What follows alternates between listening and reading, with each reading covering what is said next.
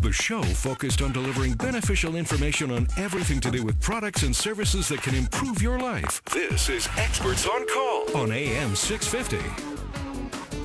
And welcome back to the program. Stirling Faux with you, joined in studio by Cox Tan-Ngo, registered respiratory therapist, the founder and president of Clinical Sleep Solutions.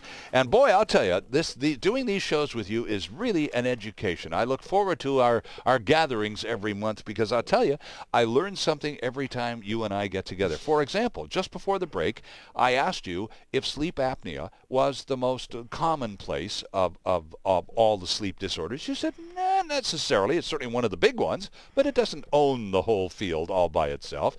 And I also said, is it the most serious form of sleep deprivation or sleep disorders? And you said, absolutely not. What's way out there? What's the bad stuff? Because I'm thinking sleep apnea, inability to get a good night's sleep, can't get much worse than that. So what's worse than that? Well, again, the symptom of insomnia is a description of so many other sleep disorders, right? And I think ultimately, if you can't sleep or can't maintain a good night's sleep, or you just feel like you're awake all night long, I think that's probably the worst, because no matter what you do, it doesn't seem like you'll get off that cycle. Mm-hmm. And unfortunately, you need to sleep every night. But then for these individuals that have had it for an extended period of time, meaning they're not an acute form of it, they become fearful of sleeping. And that becomes very, very difficult to manage in itself, because now you start to you put in depression and anxiety in there as a component. They get afraid to go to sleep. My brother, who has sleep apnea, mm-hmm. told me this once. It got so bad, he got so depressed, he thought he was going crazy. Yeah. He actually thought he was losing his marbles. Yeah. And until his doctor said, no, you have a sleep problem. You don't have a mental issue here at all.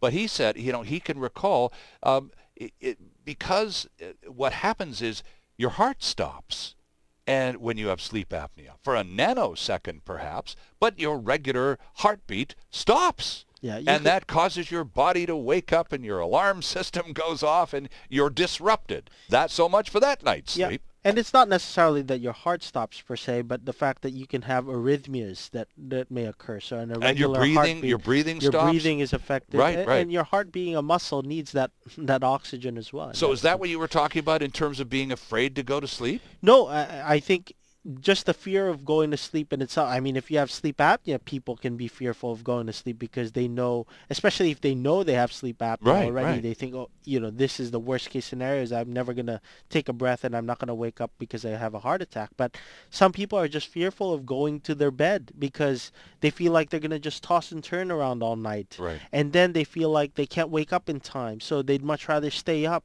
All of these things become a vicious cycle. And if you're not able to manage it, or at least identify what's going on, you can play mind games with yourselves in identifying that you have a problem. I used to have a patient that, said to me, I'm waking up all night long and I can't fall asleep, until one day I gave him a sleep diary to fill. And he woke up 3 times. So he went to bed at 11. He woke up at 2:30 in the morning. He woke up at 6 in the morning, or 5:30 in the morning, and then he woke up at 6 o'clock in the morning. Mm-hmm. So he actually should have gotten up at 5:30, but because he woke up at 5:30 and 6, he identified himself as waking up 3 times. But the reality is, he only woke up once to go to the washroom at 2:30 in the morning. And after he realized that, he slept so much better. Oh, okay. It's something as simple as that, but he was playing all these mind games for himself that, I woke up at 5:30, I woke up at 6, but I need to sleep till 7, so I have to wake up again at 7. It was like, he was forcing himself to wake up at a certain time. As if we need more stress in our lives, huh? As if we need, and yet we do that. We love to play games, don't we? Yes. We talked before the break, too, about the 2 major symptoms of sleep apnea being snoring, the impossible to ignore symptom, and obesity, which is a very large, no pun intended, contributor to snoring. Mm-hmm. If you snore, you don't necessarily have sleep apnea, but is it also likely that you're overweight? Yeah, if you are overweight, you're more likely to snore, just because of the the weight of the neck area, the weight of your gut can cause you to push on your belly as well, to impede your breathing in general and cause you to take deeper gasps. And so when you do that, you can create that, kind of a sound. Right. So all of these are factors that contribute to certainly the snoring and because of your obesity.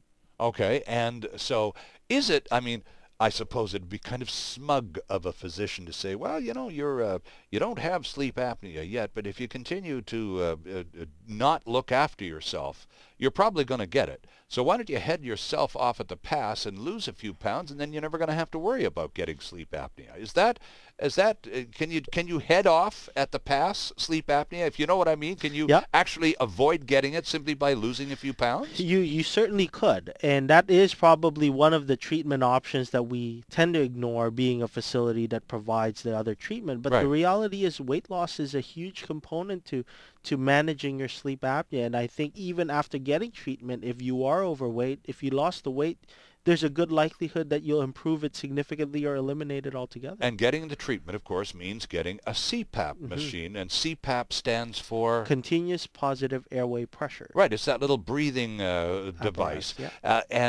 So if you combine the therapy of the breathing machine, the CPAP machine, with weight loss, chances are you'd really put yourself out there ahead of the game in a big hurry, wouldn't you? Well, you'd certainly be able to lose weight a little bit better because you're sleeping better. That's You'll true. have the energy to lose the weight. You metabolize better because you're sleeping better.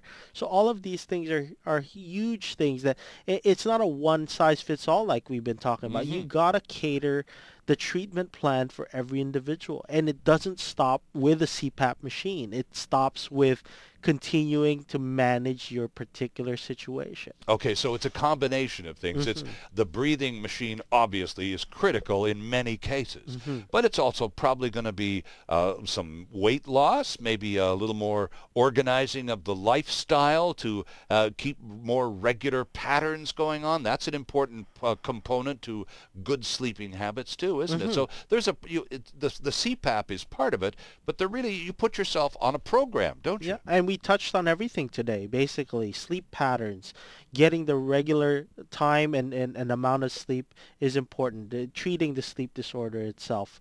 Those are very important things. And then you avoid alcohol before bedtime. You do all these things correctly. And that's what we call good sleep hygiene. Again, look it up. It's everywhere. It's published everywhere, how you manage good sleep hygiene. And if you can do that, you know what? You're going to help yourself. Even 50% better sleep is better than nothing. We all laugh at the dog who, when she goes over to her little blanket in the corner, turns around and around and around. You go, oh, for goodness sake, she's doing it again. That's what that animal does to create a rhythm that puts it to sleep. And we're animals too, and we do the same thing. Now, maybe not quite as silly or as obvious as that, but this is all part of the training too that you offer at Clinical Sleep Solutions.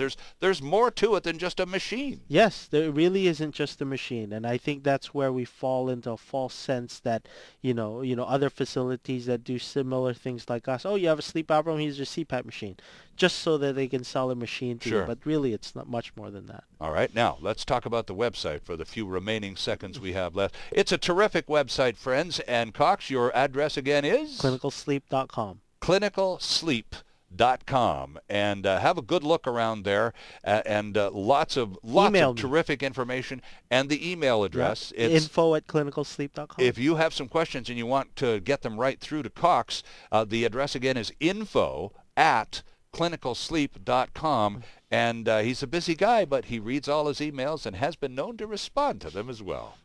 Cox, thank you. Terrific, very informative round. We appreciate it very much. Anytime.